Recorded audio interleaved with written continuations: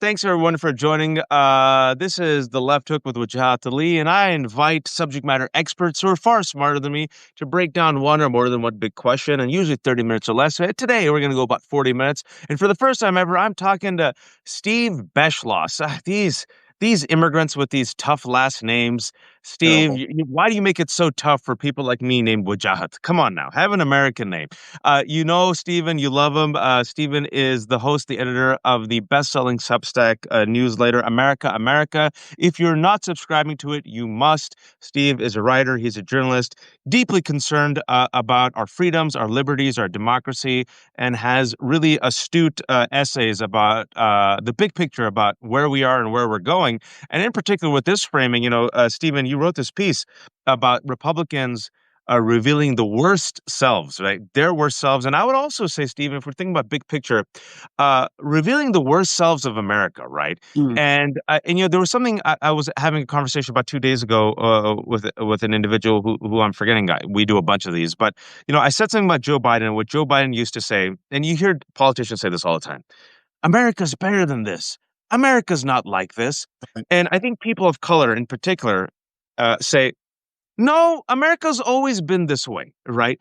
This Yeah, has always been a face, not the face, a side of America, the one we would rather not confront, the one that we would not rather not acknowledge, the one that we would rather not uproot, and the failure to acknowledge it, the failure to learn about it, the failure to confront it, the failure to name it, has led us to this moment yeah, with a Bulgarian criminal rapist president and essentially an entire movement that now mimics his cruelty in the form of, most clearly, what we just saw over the weekend, Joni Ernst, right. and her then doubling down, Stephen. So that's my opening salvo, but I give it to you. An agenda of cruelty and hostility, all wrapped up to serve the richest Americans. I mean, who creates a bill, a budget, a plan to basically cut $1 trillion that will put more than 10 million people out of health insurance, and particularly, an enormous number of people who've been on Medicaid. It's just cruelty. And we know what the underlying attitude of this bunch is, and I couldn't agree with you more if you sort of look back. I mean, I think it's important to understand, as dire as this moment is, and I think it's real, as much of an emergency as this moment is, and I think Mm. it is. I think it's maybe helpful for people to remember.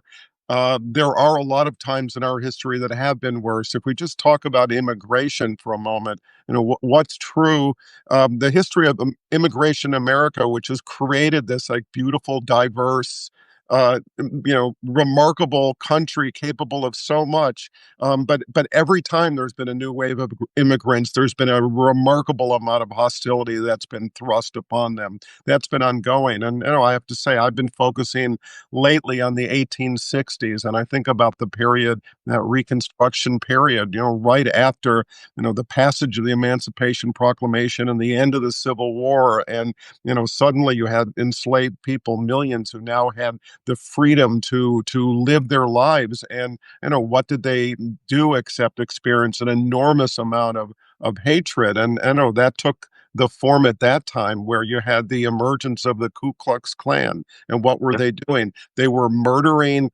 new black legislators. They were murdering black voters. They were creating terror throughout the country with the idea of trying to discourage, the development of this whole class of people who, deserve to participate in the American project. So this has been ongoing for a long time. And so, it doesn't change the seriousness of this moment, but I think it might help people to remember, there have been good and great Americans who have lived through tough times before. So, that, for me anyway, it gives me strength.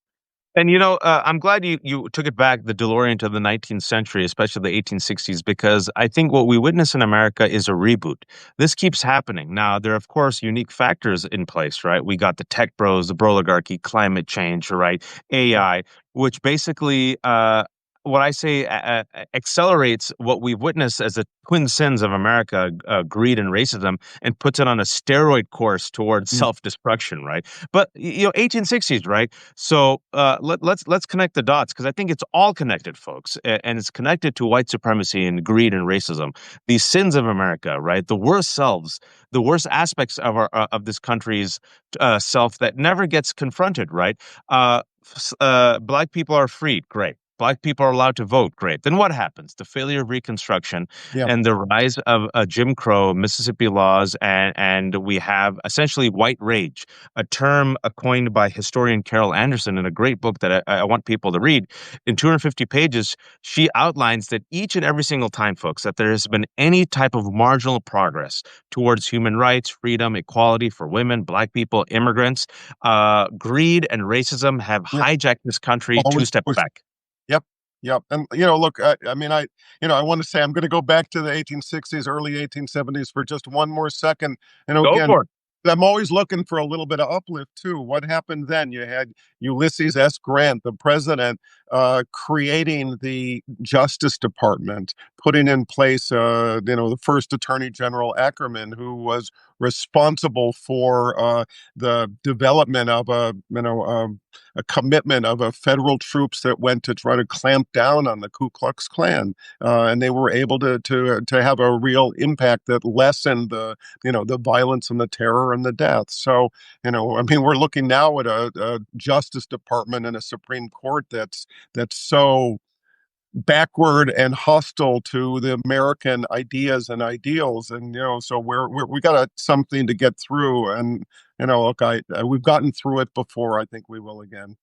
See, you're the optimist. I've talked to some folks, and I understand where they're coming from. And it isn't just people of color. Some folks are like, "Nope, America's toast."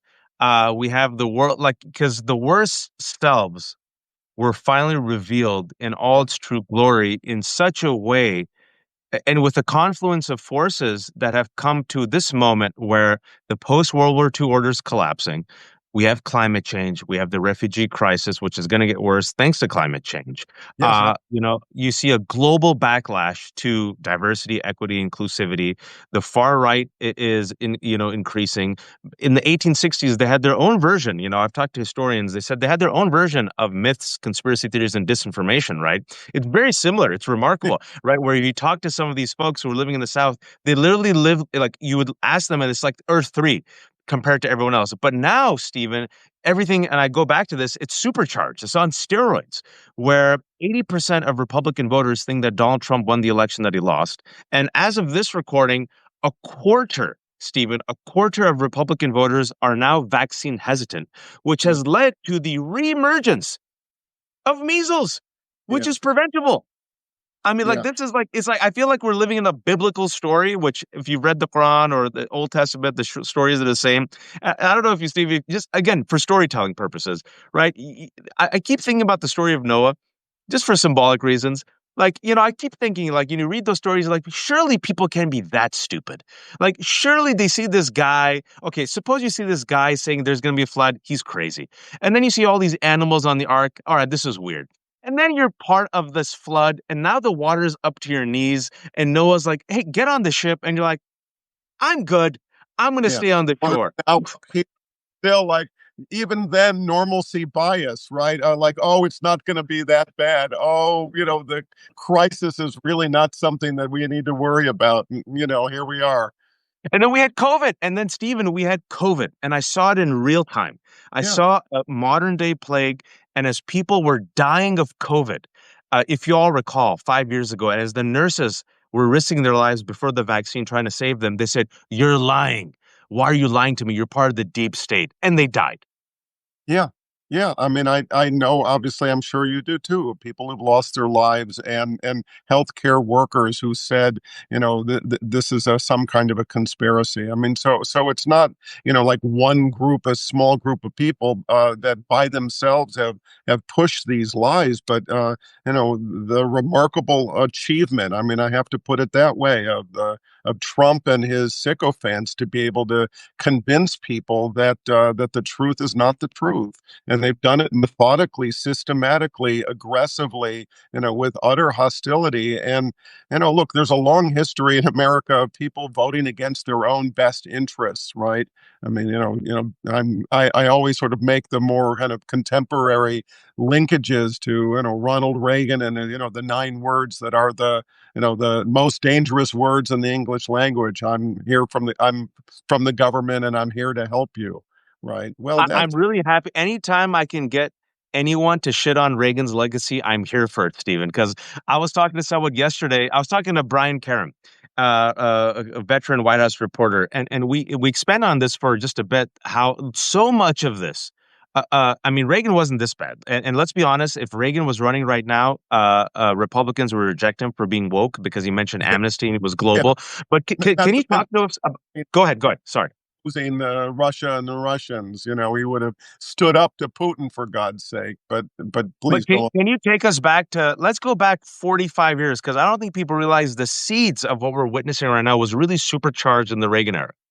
Well, I mean, look, I think the thing is that he created this context of wanting to decrease the pressure on the richest Americans, right? To cut taxes. That was part of his thing, and to focus on serving the richest Americans. And I think that you can pretty much from the 1980s sort of forward to be able to look at the rise of income inequality in the country. I mean, his hostility to labor unions, which have been the critical thing that has, in essence, helped to create the middle class and to create higher incomes and more protections for working people. And he step by step was destroying, dismantling the nation's commitment to those things. So I mean, between the attacks on workers, and then people remember it maybe from the attacks on air traffic controllers in particular during that time. But I think it's this general commitment to destroying the public's belief in trying to create some equality, and can pretty much go from that time to now and chart the absolute growth of disparity between, let's just say, CEOs and everybody else in America. No, I mean literally, Stephen, you're right. You look at the chart, literally you could trace it from Reagan onward is the hammering of unions, the hammering on collective bargaining. American workers, contrary to popular belief, are not lazy.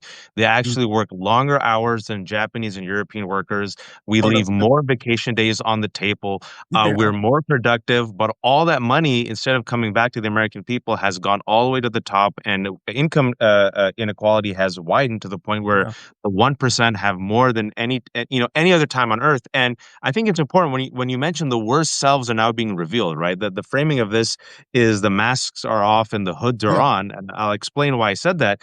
Is at least Reagan and even Romney in 2012. I've mentioned this because you and I are old enough. We remember one of the things that really hurt Romney's campaign was a Mother Jones reporting of a fundraiser where Mitt Romney, who was the moderate, right, and Reagan would consider to be a moderate, but when it came to the cruelty, Romney openly said 47% of Americans, we can't win them over. They're freeloaders. So yeah. this entire greedy concept that most Americans are freeloaders and should be like left to their own devices and we shouldn't give them social services. This is not a new concept, Stephen.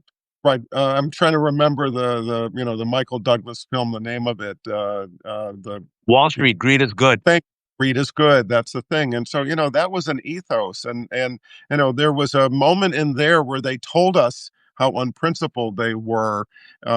People just didn't fully believe it. There were still a lot of people, and people were Republicans, with good hearts and decency and a genuine interest in democracy and a better world and all of that, who believed that they meant it when they said they wanted to try to create a better country. And the fact is now what we're seeing is that this is just an unfettered commitment to power and principle and values and ideas and ideals. I mean, all of that is just stripped away in the absolutely ruthless accumulation of power. And in this particular case, the concentration of power in the president, the presidency, and that this is the guy that they want. I mean, okay. Did Donald Trump successfully reduce the price of eggs? The most important issue in the election? I don't think so, but apparently people were willing to go along with everything else, all the other hostility toward fellow Americans and migrants and our way of life for the sake of cheap eggs. We're talking about now this is the worst selves revealed, right? And another analogy we could give, I saw a great trailer of the new Frankenstein movie, directed by Guillermo del Toro. I don't know if you saw it. It's apparently coming on Netflix. But speaking about Frankenstein, the analogy, right? So we saw, if you will, this was the Republican Party. This was Reagan politics, right? Helping the rich, attacks on the media, right? Courting the Christian nationalism. But even then, they had some barriers, some guidelines, right? Yeah, Even then, they had kind of a global vision. Even then, it was Reagan who talked about amnesty. Even then, he took on Russia, right? Even then, Mitt Romney didn't say that out loud. He said that in a private setting, right? About the 47%. And yeah, I want to talk about both the economy and the greed, and then also Russia, because you mentioned it in your piece. And I think it'll prove our point that this is the worst selves of America and American racism and cruelty manifested through MAGA and the Republican Party. Let's talk about the economy because you had Donald Trump and Joni Ernst, I think, just give two, and I'm going to use the word beautiful in it. It's beautiful because it's so pure, Stephen, without yeah, any artifice, without yeah. any BS. They told us exactly who they are. Donald Trump openly said, "Well, do girls need more than $2? No, I don't think so. So maybe girls should get only $2, and me and my billionaire friends will get tax cuts, and I'll get the $400 million plane." That $2 comment should be an ad from here to 2028. And then you had Joni Ernst. And for those who haven't followed, can you just break down what Joni Ernst did over the weekend? Not once, but twice. And why it's such a, you mentioned in your piece, and I did as well, Yeah. it is the purest distillation of cruelty. Yeah, well, I mean, look. Somebody in her audience, one of her constituents in an Iowa town hall, expressed her fear that because of these Medicaid cuts, a lot of people are going to die. And her response was, "Well, we're all going to die," and that was awful. Without exaggeration, Stephen quoted her, folks. That's an exact quote. Yeah, well, we all are going to die. That's it. That's what she said, and that was bad enough. But then, was it a day later, maybe 2 days Next later? day. Next day at the cemetery. She had a chance to reflect on what she said and what she did and what she thought and her relationship with her constituents. So she goes to a cemetery and she doubles down by this pretend apology, with the sort of the payoff that, like, well, it's too bad that my constituents didn't grasp the truth that we're all going to die. And I guess I need to tell them, or I may have to tell them about the tooth fairy too. And then followed up, well, if they really want everlasting life, I want them to embrace my Lord and Savior Jesus Christ. Perhaps somewhere in her increasingly depraved and twisted thinking, she thought that was funny. Maybe, but we've seen how Trump is used again and again. Like, I was kidding, it was a joke, I didn't really mean it. All of this sort of thing, and none of this is a joke with these people. I think it's utterly serious, and she had a chance to actually do the right thing, do the most basic human decent thing, which is to say, I'm sorry, and if it hurts people, I understand. And besides that, I don't want to see people dying because they've lost their health care coverage. Or So Medicaid in food and I think you said it right. Back in the day, we're old enough with our gray hair that either Democrat or Republican, when they would have a gaffe like that, they'd spend the next day, doing a PR crisis. I apologize. What I really meant was this. Or you say they spun my words. so That's not what I I mentioned. She sorry. doubled down and trolled. She literally trolled everyone with a glee. Like that Yeah, was a troll video. yeah, And because, apologizing is seen as weakness. yeah, Kindness is seen as weakness. All you have to do is own the libs. And that is a trait they've taken from Donald Trump, yeah, who took that trait from the worst person, one of the worst people of the 20th century, Roy Cohn, never ever apologize. yeah, Apologizing is seen as weakness, Stephen. So it's literally the worst aspect of humanity being revealed right now. yeah. Sociopathy. So this idea that right, saying you're sorry is weakness. Whatever you said, whatever you did, never apologize. That there is no, in this world, there is nothing that you do that you should be ashamed of. And what has it done? It's empowered their worst impulses and convinced them that that is the path to power. And look, it has worked for Donald Trump. The shocking thing is that you have what used to be at least some small portion of the Republican Party that would oppose it. Instead, you have them lockstep, a Republican cult that goes along with this and is emulating this. And, it's a danger now. It's going to be a danger for a lot longer than I hoped it would. If I go back to 2016, I was hopeful that what we were looking at was the last gasp of a dying breed, right? Yeah. Worst among us. They needed to still try to grasp for power, and they were going to do it in the worst ways that they could. Let's think of the surviving Confederates and the 1860s and the 1870s, who said, I'm going to, sort of grab it back. I'm not going to say I'm sorry. I'm not going to say we did the wrong thing. And I'm still going to cling to this idea that the South will rise again. And here we are now with these people who seem to think this is their path to a long-term future. And I think the work, of everyone who's listening, the work of you and me and independent media and everyone who cares about the survival of America and democracy and equality and justice and basic laws of human decency is to make sure that they know and that in truth, this is not something that's going to endure and that we're going to see our way through it. Speaking about the worst selves, you and I are old enough to remember Mitt Romney was the presidential candidate in 2012. John McCain was presidential candidate in 2008. I disagree with them. I didn't vote for them, obviously. But But, when it came to in the Democratic project. Russia, McCain and Romney and Reagan folks realized that Russia, and specifically Vladimir Putin, is not a friend of America. Vladimir Putin is a friend of Vladimir Putin and the oligarchy. Vladimir Putin said that the worst thing that has ever happened in his lifetime was the collapse of the USSR, and that his dream and goal was to make Russia great again. And just to show you how far we've come, that I mean, Reagan must be turning over in his grave and speaking Russian right now. You mentioned this in your piece about Donald Trump praising Putin. Talk to us because people have, as Gore Vidal said, we live in the United States of amnesia. And because Donald Trump has so dominated the conversation over the past 10 years, people might forget that Russia was kind of like bipartisan. Like we were like, yeah, Russia is a threat. Putin, bad. But things have become so extreme that now the entire Republican Party is pro Putin, Stephen.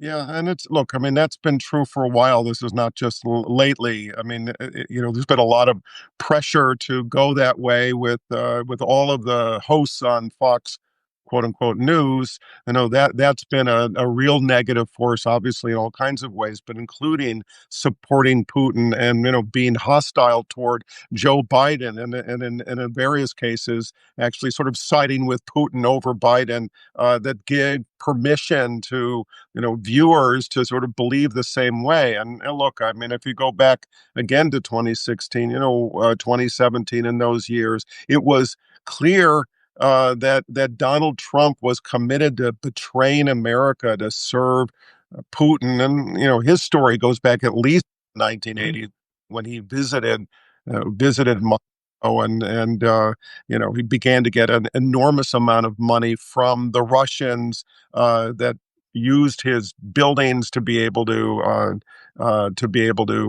do to launder money and so forth. So Deutsche Bank. there's been a whole history of his involvement with Russia, even though he's minimized, what he knows and what he did and how important they have been to them. And look, for me, one of those traumatic, traitorous moments that I won't forget. Like in 2017 when he told Bill O'Reilly, who said, Putin's a killer. Well, we have plenty of our own killers, and we're not so innocent. That is to say, America is not so innocent, which was not per se a defense of America. It was not per se a condemnation of America as much as it was a permission for him to be his worst, most reckless self. And then you go to 2018 when he's in He's in Helsinki, and he had an opportunity in that conversation with Putin, and then before the cameras, to stand by the 17 agencies of the intelligence community in America and say that, Vladimir Putin has been responsible for interfering in our elections. And then instead, he trashed the American intelligence agencies and said, I don't, Putin says he didn't do it. And so why would I disagree with him? And I'm glad you brought those receipts. I was going to bring that up because people forget, right? He has been parroting Putin's talking points to the point where even in this current administration, he has spread Russia's lies and openly told people it was Ukraine that invaded Russia. No, it was Russia in 2014, Crimea, and then Russia has invaded Ukraine, right? So he has sidelined our allies, sidelined the EU, sidelined NATO, mocked NATO, right? Met with Russia to talk about Russia-Ukraine peace in Saudi Arabia without inviting Ukraine. And Yeah. then let's not forget, folks, because we have to keep the receipts because we're dealing with a fire hose of bullshit. When Zelensky was invited to the Oval Office, JD Vance and him teamed up like a WWE episode and mocked and ridiculed Zelensky, which only helped Zelensky on the national stage. So, talking about the worst selves being revealed, we're Mhm. seeing a complete dismantling of the post World War II order, Yeah. where the United States, under this current MAGA and Republican leadership, are going against the EU, going against Canada, going against Panama, going against Mexico, going against Ukraine, going against our allies, right? All Starting of a trade all of war. our friends built over decades and decades. And instead aligning ourselves with Russia, praising MBS of Saudi Arabia, openly saying, "What I wouldn't do for you, MBS, a killer, another killer, MBS," right? Aligning ourselves with billionaires and We're, also aligning ourselves, let's be honest. Now, this is where I talk about the hoods are on again. White supremacists. yeah, Two pieces of news there's three pieces of news that I want to bring up that have already been out of the news. So I'll start with kind of overwhelming, isn't it? I mean, I mean, the receipts, it's never too hard to grab a bunch. Yeah, but here's a few that people haven't talked about, but I keep the receipts and so does Steven. Saturday, folks, I'm talking about, yes, just a few days ago, Saturday night, Donald Trump on his own, on his social media platform, shares a QAnon conspiracy of Joe Biden being a clone. Yeah, By Monday, Steven, it was forgotten. a robot. I keep the receipts, Steven. Yeah, If a U.S. president, oh, let's just say Joe Biden, when he was president, took to Twitter and promoted a QAnon conspiracy of Donald Trump and say the assassination attempt against his ear, what would happen, and how come no one cares about it except you and me right now? yeah, this derangement, it's as if the cognitive decline of Joe Biden is still the central issue. Some of our peers in the media world still seem to think that that's what we ought to be talking about. This remarkable ability. I mean, and we should call it what it is. This remarkable ability that Donald Trump has to degrade people's capacity to know what's true and false and what's right and wrong over and over again. And because it comes out with such extreme form and a flood of such intensity, people are overwhelmed by it, and the result of it is, I think, is that it causes people just not to take it seriously. And look, it's telling us a lot. It's telling us about his cognitive decline. It's telling us about his derangement. It's telling us about his effort to try to untether people from factual reality. And right now, I mean, I think the effort that we all have to do, those of us who are still clinging to a world of factual reality, is to remember, what it is that's true and what it is that's false, what it is that's right and what's wrong, what it is that's normal and what it is that's batshit crazy. And we have to call it out, right? And the fact that it was completely forgotten, it shows you how it gets normalized, and the Overton window of what is accepted moves further and further to the right. And this both sides analysis is bullshit, right? Because if anyone else had done that, right, it would be nonstop, 24/7, wall to wall coverage. We've already forgotten that QAnon, which, by the way, is a radicalizing Mm. force, which, by the way, radicalized Ashley Babbitt, among others, to be a violent insurrectionist. He promoted that conspiracy. And speaking about that, let's just go back 2 weeks in front of the South African president. Another shameful moment that no one's talking about Yeah, is that he the feud. promoted a white supremacist conspiracy about the white genocide, which was pretext to invite 59 white South Afrikaners while literally deporting brown immigrants. And no one's talking about literal white supremacy and conspiracy theories being promoted from the Oval Office by the President of the United States. Well, look, I mean, I'm later today. I'm planning to write about the renaming of naval ships. I'm sure you've seen, That was gonna be up next. That was you gonna know, be up next. Harvey Milk being one of those, but also on that list, there, and it was a increasingly long list, but on that list was Harriet Tubman. Mhm. On that list was, I'm trying to remember the other names right now, but Basically, women, people of color, yeah, black folks. people who have, Ruth Bader Ginsburg. I mean, this is not being hidden. This DEI opposition, this this dismantling of all the protocols and all the systems and all the commitments to, let's call it what it is: diversity, which is good for the country; equity, which is a basic value of America; and inclusion, which has been fundamental to the development and the creation and the development of democracy. And they've worked egregiously to make it an absolute, negative, hostile, bad thing. And look, um, what they're trying to do, I mean, it's not only the sort of opposition to DEI. I think what it also, and maybe most dangerously represents, is this effort to deny, rewrite our history, and There to you go. people that the beautiful things, the courageous actions, the remarkable achievements of people throughout our history, including, gay people, people of color, women, and so forth, that somehow we should discard and dismantle and undermine the meaning of what they've done, as if that isn't the real America. Steven and I just sat down, we pressed play, we didn't have any notes, but we tried to our best to connect the dots and bringing things back full circle for the 1,000+ people who are watching us. Welcome. We're going to publish this full conversation later today, so don't worry. There's going to be closed captioning in the transcripts. But those who joined us about midway through, Steven began by taking the DeLorean back to 1860s, right? And I think it's very instructive because with the naming and renaming of these ships, they're going to take away the names of all the people of color, LGBTQ people, black folks. It was the first executive order, if you remember, of the Trump administration to remove all DI programs, right? And guess what they're going to rename them with? Confederate traitors, right? Racist losers who literally committed treason against the United States of America during the Civil War and lost. Whenever people tell me, Stephen, prove to me white privilege exists, I always say there are statues of Robert E. Lee and Jefferson Davis, racist slavers who committed treason, Yeah. who lost the war. That means in order for like me to have a statue, like if or in order for like the rest of us to get a statue, we would have to invent statues. That's just like this is them revealing their true worst selves. They're literally erasing anyone who's a woman, person of color, LGBTQ, all DI hires, and they're saying by virtue of you being a woman, a person of color, or someone who's not a white Christian straight Republican male, you do not belong. You are not worthy of being studied. The people who are worthy of being studied and elevated are the world's worst mediocre white men. And there's no subtlety. And I'm so glad you brought this up. That was going to be my third example.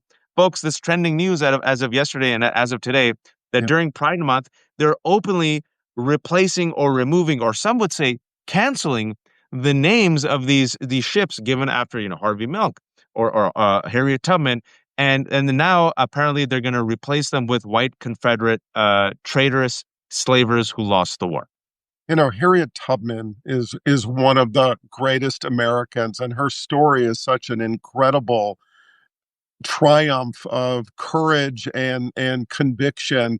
I mean, this was a person who escaped from the South and who could have lived a quiet life, and instead she went back, over a dozen times, back into the slave territories, into the South, to try to rescue other people. And there's a conversation and sort of differing opinions of how many people. Was it 50? Was it 100? Was it how many people? But it doesn't matter. I mean, this is somebody who devoted her life to trying to create freedom for others. I mean, is there a more fundamental example of courage and belief in the American ideal of freedom and liberty? And look, and the We are still paying for the sins of our forefathers, and it's maybe worth noting that a lot of those statues that you talk about, Robert E. Lee and so forth, and a lot they weren't built in the 1860s, Nope. right.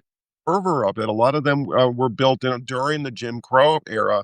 So, you're talking about like the turn of the century, 1900, 1905. So we're talking 40 plus years after the end of the Civil War, and still that fervor to try to reclaim their position in the society continue.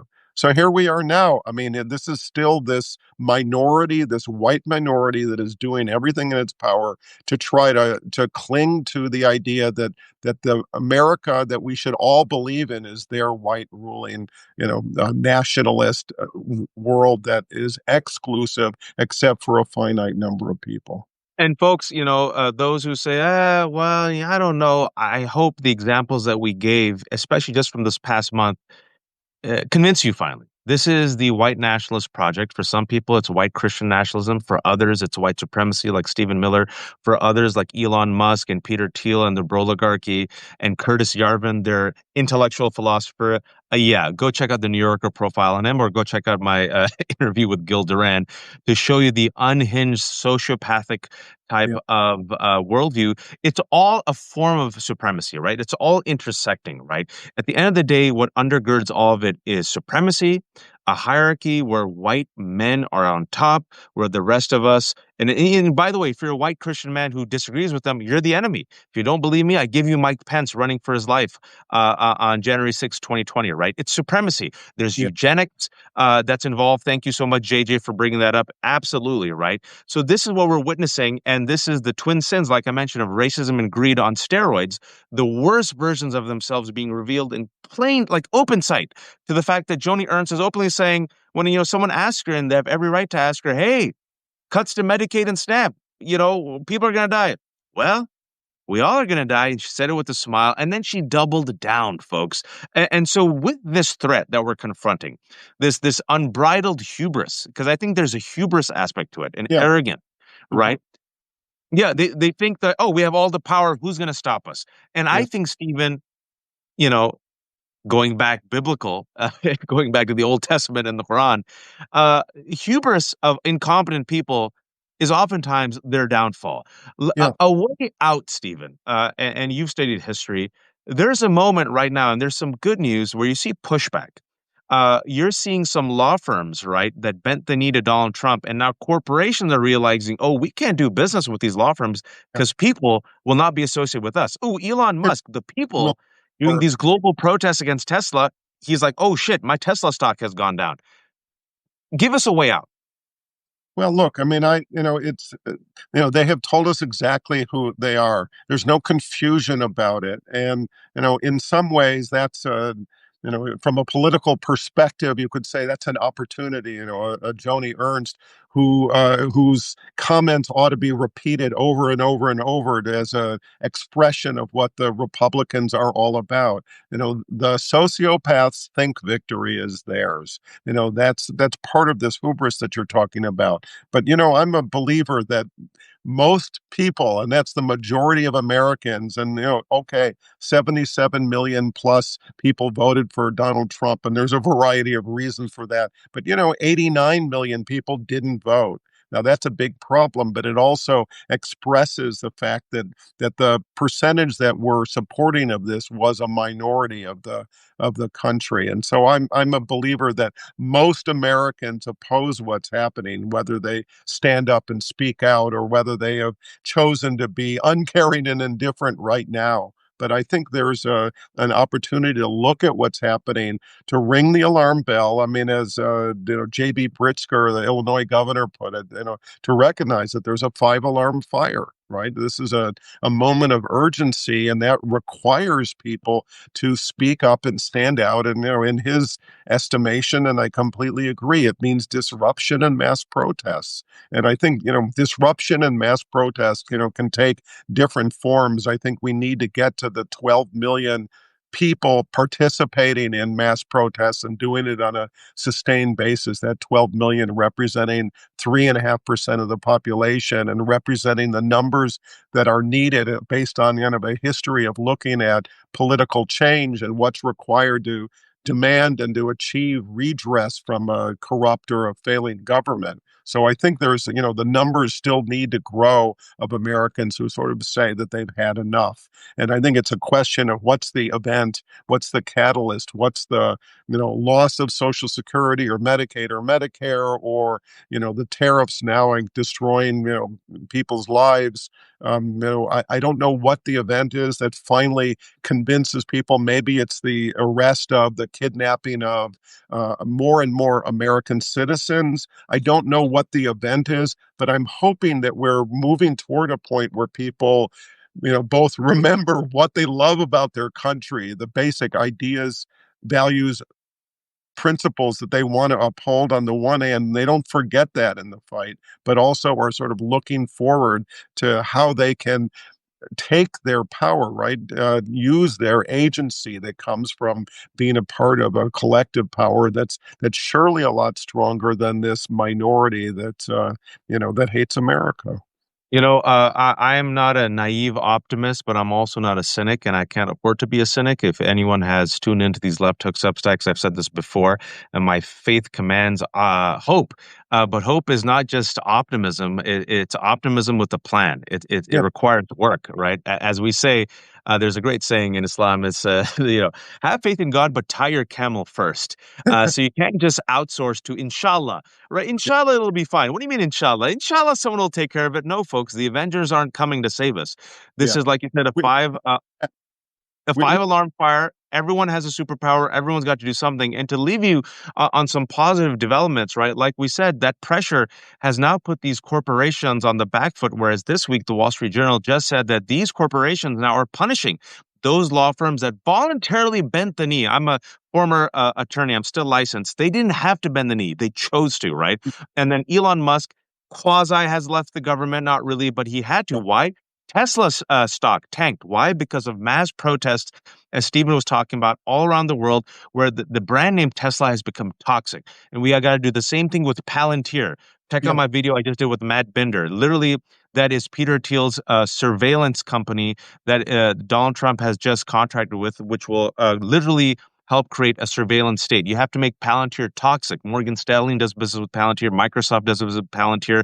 They're coming after all of our data to create a mass surveillance state for this fascist regime.